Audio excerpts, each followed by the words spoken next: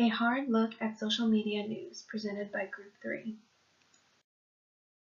In the following presentation, we will introduce our problem and cover the research design used to address the problem. Then we will review our survey design, ultimately by discussing the data that was gathered.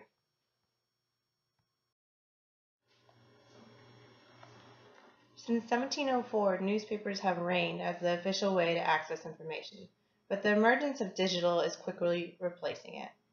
In 2015, Pew Research reported print fell 7% for weekday and 4% for Sunday issues, and this is estimated that this will only continue to drop.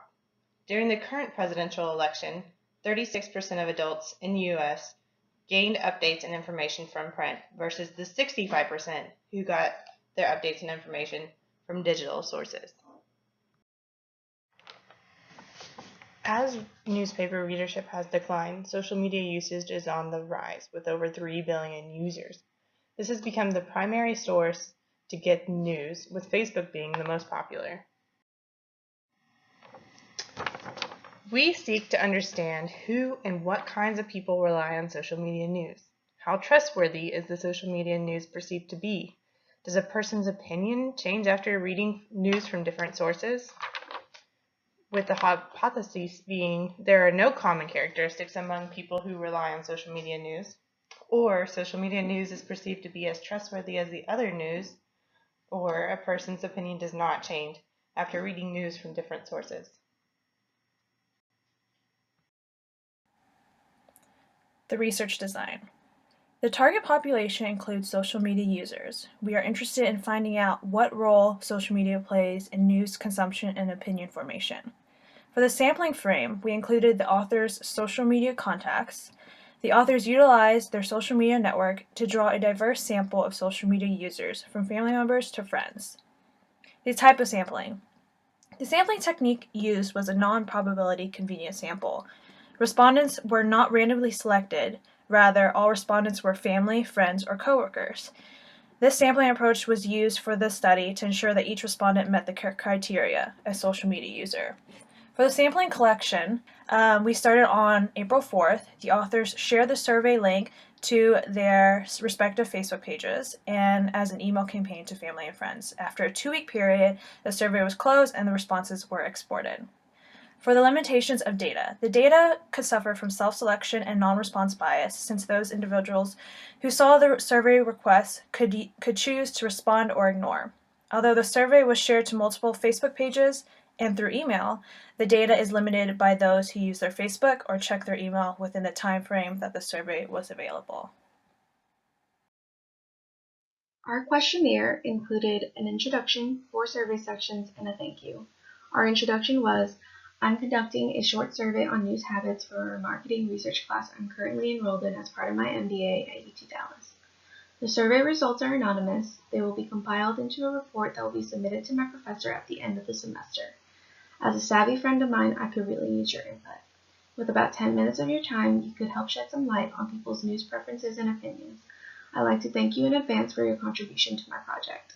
Part 1 of the survey was designed to determine people's news habits. We asked questions about what are their major sources of news and how trustworthy it is, how they read their news and how often, how they feel about current news topics, and how much time they read or watch the news every week. Part 2 of the survey focused on social media news habits.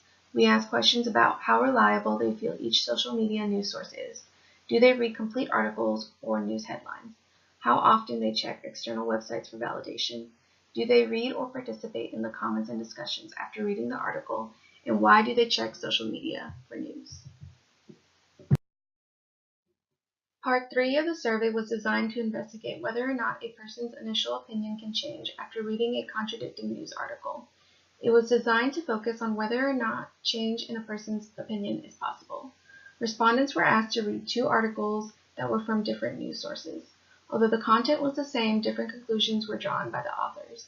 After each article, we asked questions about measuring their feelings on a scale, and if they noticed the source of the article and if it affected their feelings.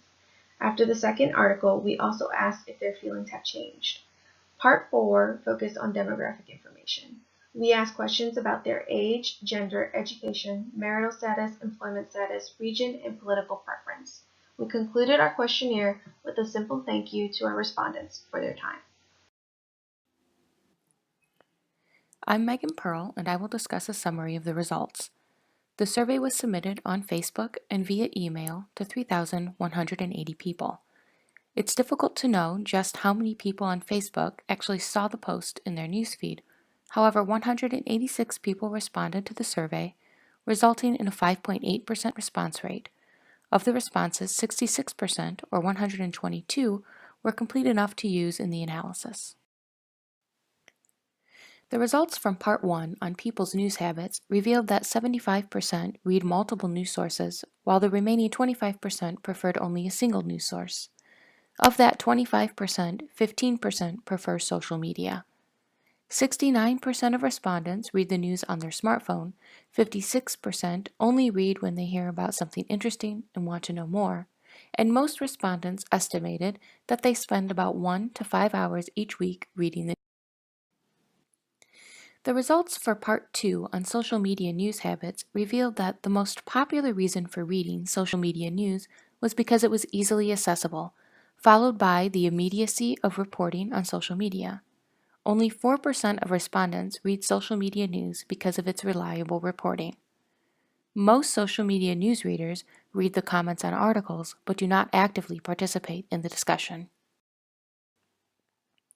The final question in Part 2 related to how often people check external or secondary sites for validation. The results revealed that 33% of social media news readers check external sites for validation only when they have doubts about the source, while 23% check only when the topic is relevant. 16% rarely check external sites.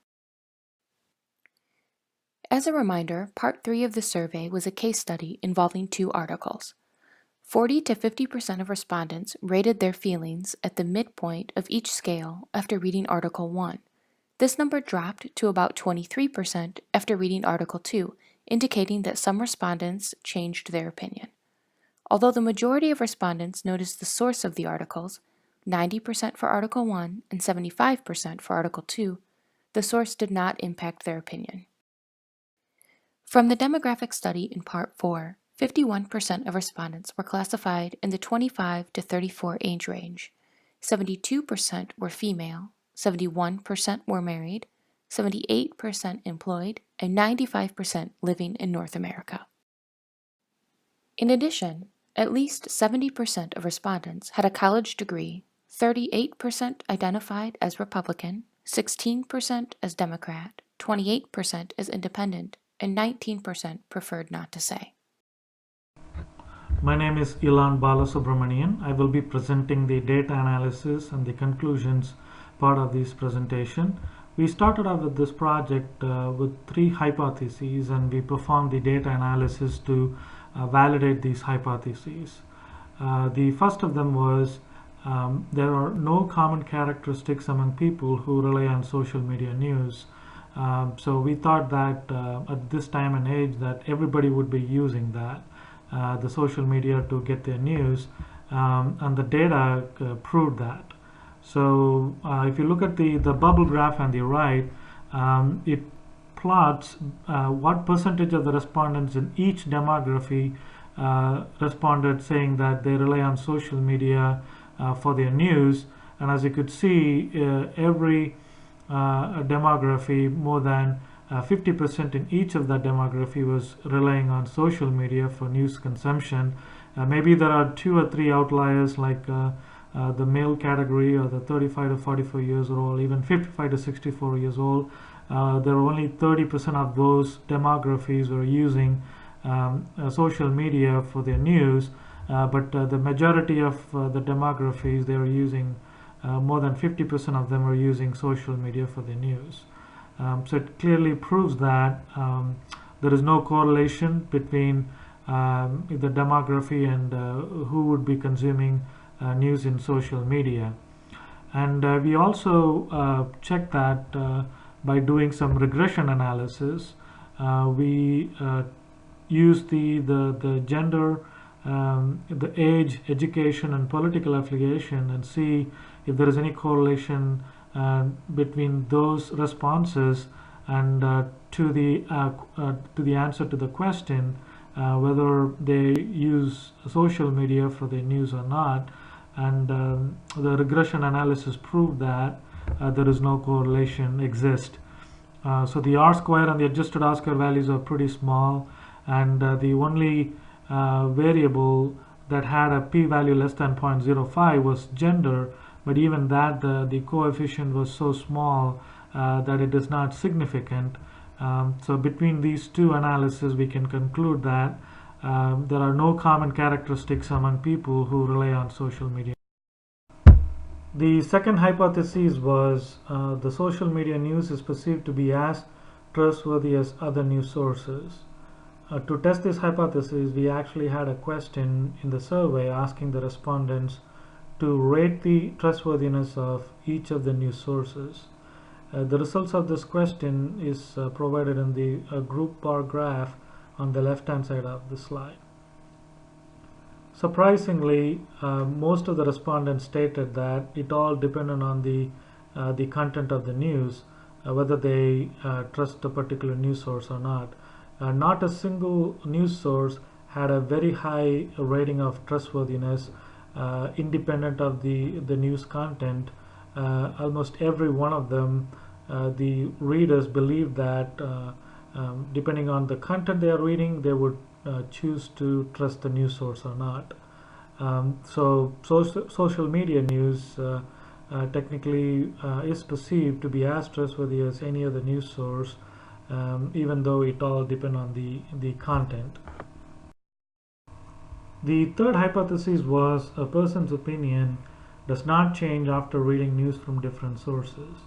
To test this hypothesis, we asked the readers to read two different articles with two different points of view about the same topic, and then ask them how they felt about the story, and then see whether they noticed the source or not.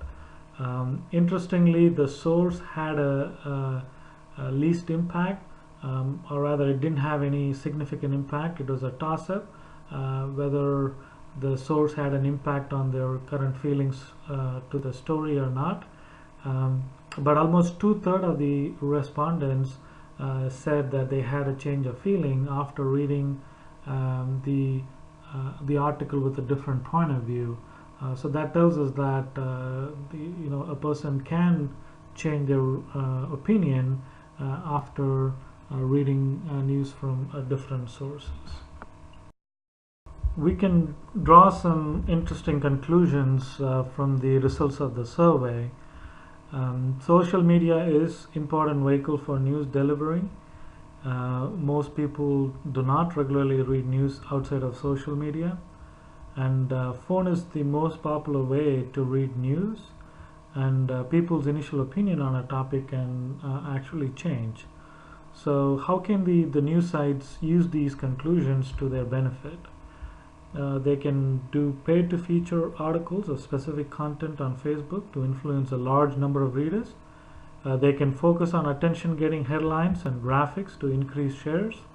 They can improve their phone compatibility and user-friendliness of apps, and change popular opinion with news from different viewpoint, so that you can influence the reader's attitude towards a topic.